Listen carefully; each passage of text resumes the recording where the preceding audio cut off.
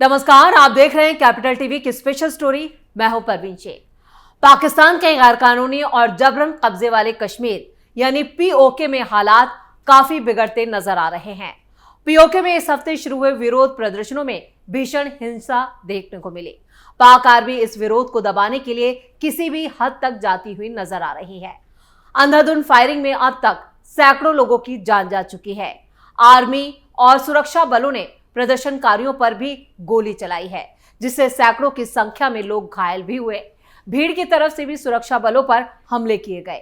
कई सुरक्षा कर्मी और सेना के लोग भी घायल हैं। लेकिन मुनीर की फौज आम जनता को बख्शने के मूड में नहीं है। पाकिस्तान के जबरन कब्जे वाले कश्मीर में कल का दिन भी निर्णायक होने वाला है। पूरे पीओके में काफिले निकल पड़े हैं और राजधानी मुजफ्फराबाद ये लोग पहुंच रहे हैं। एक बहुत बड़ी पंचायत होने वाली है, जिसका एकमात्र एजेंडा है 78 साल पुरानी एक भूल को सुधारना। वो गलती जिसका खामियाजा पीओके के लोग आज तक भुगत रहे हैं, और वो गलती है पाकिस्तान का हाथ पकड़ने की। पिछले 3 दिनों में पीओके में गोलियां चल रही हैं, लाशें गिर रही हैं। ऐसा पहली बार नहीं हुआ है, लेकिन पीओके के तेवर बता रहे हैं कि अब जो होगा वो आखिरी बार होगा। तो क्या पीओके ने एलओसी मिटाने का इरादा बना लिया है? सब कुछ आपको बताएंगे अपनी इस स्पेशल स्टोरी में। पीओके से भागी मुनीर की सेना, पाकिस्तान में क्यों मचा बवाल? शरीफ और मुनीर का सरेंडर। पाकिस्तान जबरन कब्जे वाले कश्मीर यानी पीओके में जारी विरोध प्रदर्शन बिजली संकट, महंगे बिल, इंटरनेट ब्लैकआउट, मानवाधिकार उल्लंघन और आर्थिक उपेक्षा के खिलाफ तेजी से बढ़ रहा है। जॉइंट अवामी एक्शन कमेटी इन विरोध प्रदर्शनों का नेतृत्व कर रही है, जो स्थानीय जनता की समस्याओं को उजागर कर रहा है। पाकिस्तानी नेतृत्व अपनी जिम्मेदारियों में पूरी तरह से नाकाम साबित हुई है, जिससे वहां का माहौल और भी ज्यादा तनावपूर्ण होता जा रहा है। ऐसे में हालात में सवाल उठ रहे हैं कि क्या पाकिस्तान का नियंत्रण धीरे धीरे पीओके में खत्म हो रहा है, और क्या पाक टुकड़े टुकड़े हो सकता है? पाकिस्तान के कब्जे वाले कश्मीर यानी पीओके में खूब बवाल मचा है। पाकिस्तानी सेना और आम जनता के बीच हिंसक झड़प में अब तक 100 से ज्यादा लोगों की जान जा चुकी है और कई घायल हैं।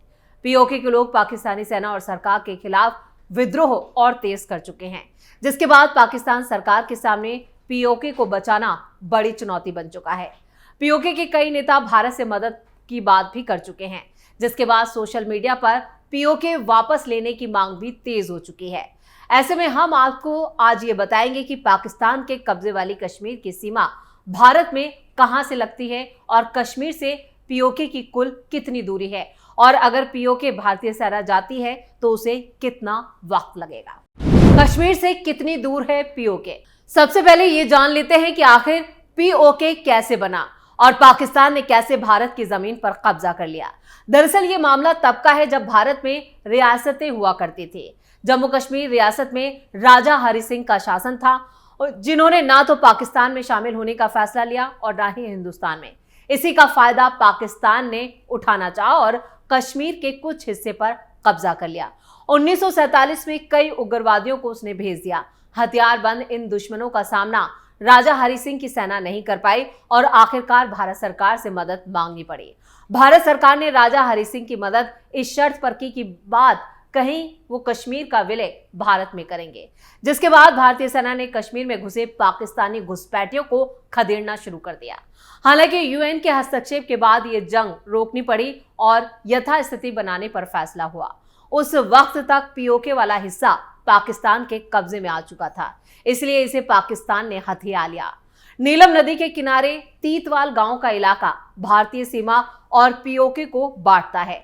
यह भारत का सीमावर्ती गांव है जो पीओके से सबसे ज्यादा नजदीक है। कैरन वैली भी पीओके के काफी नजदीक है, जिसका एक हिस्सा भारत में आता है और दूसरा हिस्सा पाकिस्तान में। अब अगर कश्मीर से पीओके की दूरी की बात करें तो यह करीब 150 किलोमीटर दूर है। श्रीनगर से कैरन वैली की दूरी इतनी ही है।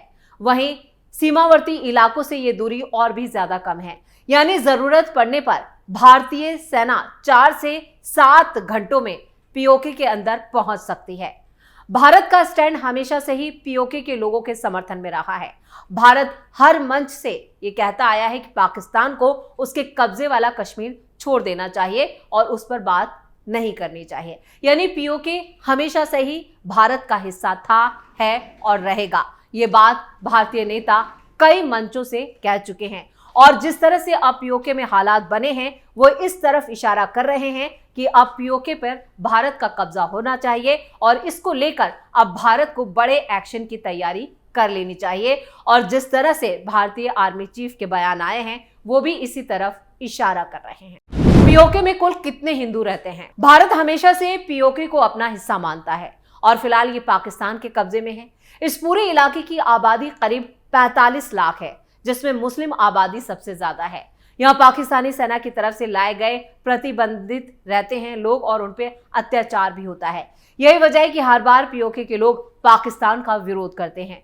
जोशुआ प्रोजेक्ट की एक पुरानी रिपोर्ट के मुताबिक पीओके में हिंदू आबादी 0.5% से भी कम है, यानी यहाँ ना के बराबर हिंदू रहते हैं। भारत की आजादी के वक्त तक यहाँ हिंदू काफी संख्या में रहते थे, लेकिन बाद में पलायन शुरू हो गया। पाकिस्तान का कब्जा होने के बाद इस इलाके से हिंदू विस्थापित हो गए और जो बचे थे उन्हें भी परेशान किया गया। कुछ रिपोर्ट्स में यह भी जानकारी दी जाती है कि यहाँ कुछ हिंदू अब भी रहते हैं, जिनकी संख्या 500 से 1000 के बीच हो सकती है। पीओके में 99% से ज्यादा आबादी मुसलमानों की है। पीओके के लोगों में पाकिस्तानी सरकार के खिलाफ हमेशा से गुस्सा रहा है, क्योंकि पाकिस्तान यहाँ रहने वाले लोगों पर राज करना चाहता है, लेकिन उन्हें वो अधिकार नहीं देता जैसे बाकी लोगों को मिलते हैं। इस हिस्से के लिए सरकार की नीतियां भी काफी अलग है। पीओके करीब 13,000 वर्ग किलोमीटर में फैला हुआ है और काफी खूबसूरत वादियों से घिरा है। पाकिस्तान आतंक फैलाने के लिए भी इसी इलाके का इस्तेमाल करता है। भारतीय विदेश मंत्रालय के आधिकारिक प्रवक्ता रणधीर जायसवाल ने भी इसको लेकर कड़ी प्रतिक्रिया दी। तो इस पूरे मसले को लेकर भारत का भी जो रुख और जो प्रतिक्रिया आई है वो काफी सख्त प्रतिक्रिया है और जो प्रतिक्रिया भारत की तरफ से दी गई है उसमें कई सियासी मायने भी निकाले जा रहे हैं और कई कूटनीतिक अर्थ भी हैं, जिन्हें समझना बेहद जरूरी है। भारतीय विदेश मंत्रालय ने यहाँ पर अपने जो उनके आधिकारिक प्रवक्ता हैं रणधीर जायसवाल, उन्होंने कहा, हमने पाकिस्तान के कब्जे वाले जम्मू कश्मीर के कई इलाकों में विरोध प्रदर्शनों की खबरें देखी और जो तस्वीरें आ रही हैं वो डराने वाली हैं, जिनमें पाकिस्तानी सेना निर्दोष नागरिकों पर बर्बरता बरपा रही है।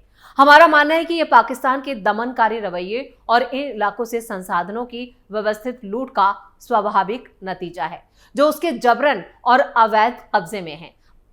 यहाँ पर भारत ने फिर ये बात दोहराई है कि पाकिस्तान ने इस पर जबरदस्ती कब्जा कर रखा है। पाकिस्तान को उसके भयावह मानवाधिकार उल्लंघनों के लिए अंतर्राष्ट्रीय स्तर पर जवाबदेह ठहराया जाना चाहिए।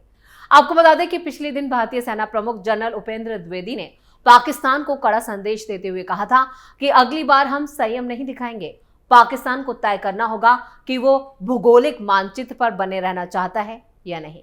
मतलब ये भी एक साफ इंडिकेशन है पाकिस्तान यानी खासतौर से मुनीर को। पाकिस्तान को शायद ये सोचना होगा कि वो इतिहास और भूगोल में बना रहना चाहता भी है या नहीं। भारत शांति चाहता है, लेकिन सीमा पार आतंकवाद या अपनी संप्रभुता के लिए खतरों को बर्दाश्त नहीं करेगा।